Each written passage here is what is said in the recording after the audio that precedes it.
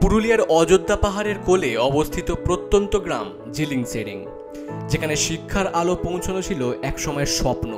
সেই স্বপ্নকেই বাস্তবে পরিণত করেছেন মালতী মুর্মু নামে এক আদিবাসী গৃহবধূ। টিনের ছাউনি দেওয়া মাটির বাড়িতে অতি সামান্য পরিকাঠামো নিয়েও তিনি জ্বালিয়ে যাচ্ছেন শিক্ষার প্রদীপ, হয়ে উঠেছেন এলাকার শিশুদের কাছে আশার আলো।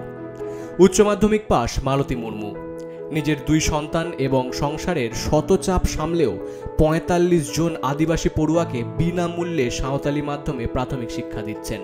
তার এই ব্যতিক্রমী উদ্যোগের মূলে রয়েছেন গ্রামের শিশুদের ভবিষ্যৎ করার অদম্য ইচ্ছা। মালতী দেবী জানান, বিয়ের পর জিলিং সেরেঙে এসে তিনি দেখেন শিক্ষার মান অত্যন্ত নিম্ন। এই পরিস্থিতি তাকে গভীরভাবে প্রভাবিত করে। গ্রামের ছেলেমেয়েদের শিক্ষিত করার তাগিদে স্বামী বাঁকা মুর্মুর সহযোগিতায় তিনি প্রথমে কয়েকজন শিশুকে নিয়ে পড়ানো শুরু করেন। এখানে আগে আমি যখন বিয়ে করে এলাম তখন এখানে শিক্ষার দিক থেকে অনেকটা কাঁচা ছিল। তারপরে আমার স্বামীকে বললাম যে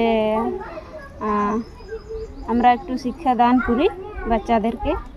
তখন আমরা 2020 থেকে শুরু করেছি বিনা পয়সায়। তারপরে এখানে ঝুপড়ি করে বাচ্চাদেরকে পড়াতে শুরু করলাম। তার এই প্রয়াস ধীরে ধীরে গ্রামবাসীদের সমর্থন লাভ করে এবং 2020 সালে 2টি ক্লাসঘর নির্মিত হয়। বর্তমানে সেই ক্লাসঘরগুলিতেই নিয়মিতভাবে পঠন পাঠন চলছে। মালতী দেবী অলচিকি হরফে মূলত সাঁওতালি ভাষাভাষী শিক্ষার্থীদের 4র্থ শ্রেণী পর্যন্ত পাঠদান করেন। মালতীর স্বামী বাঁকা মুর্মু জানান, গ্রামে একটি প্রাথমিক বিদ্যালয় থাকলেও শিক্ষার মান আরও উন্নত করার উদ্দেশ্যেই মালতীর এই উদ্যোগ। মালতীর এই প্রচেষ্টা গ্রামের মানুষের কাছে দারুণভাবে প্রশংসিত হয়েছে। মাতৃভাষায় শিক্ষা লাভের সুযোগ পেয়ে খুদে পড়ুয়ারাও যেমন স্বাক্ষর হচ্ছে, তেমনি তাদের মধ্যে উচ্চশিক্ষার প্রতি আগ্রহও বাড়ছে।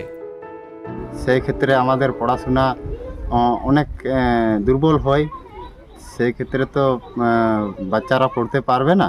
তাই আমার এবং গ্রামবাসীরা যারা আমরা এই দেওয়ালটা তুলেছি এবং তাকে সহযোগিতা করছি যতটা করতে পারি। মালতী মুর্মু শুধুমাত্র একজন শিক্ষিকাই নন, তিনি প্রত্যন্ত গ্রামের শিশুদের জন্য এক নতুন দিগন্ত উন্মোচন করেছেন, যা তাদের ভবিষ্যৎকে আলোকিত করছে। পুরুলিয়া থেকে বংশীধর সিংহের রিপোর্ট, এক্সপ্রেস নিউজ।